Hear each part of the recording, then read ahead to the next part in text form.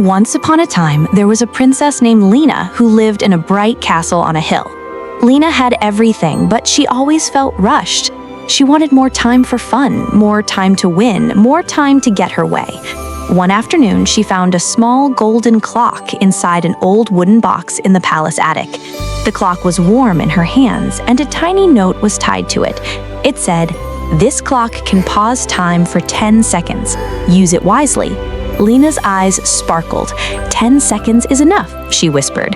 That evening, Lina tested it. When her maid carried a tray of cookies, Lina pressed the clock. Click.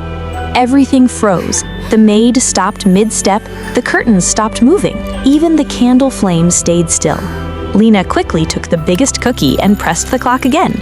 Click. Time moved again. Lina giggled, but then she blinked. Something felt strange. For a moment, she could not remember her mother's voice singing her bedtime song. The memory was just gone. Lina frowned. "That's weird," she said, and walked away. The next day, Lina used the clock again to win a game with her friends. She paused time, moved the pieces, and smiled like she had earned it. But later, she tried to remember her favorite birthday party. She couldn't. Her smile faded. That night, Lina sat on her balcony and stared at the clock. "What is happening?" she whispered. Just then, she heard crying in the hallway. A small servant boy stood there, shaking. "Princess Lina," he said, "I dropped the king's letter. Now everyone thinks I stole it. Please, I don't want to be punished." Lina's heart beat fast. She could pause time, fix it, and walk away like nothing happened. Her fingers touched the clock.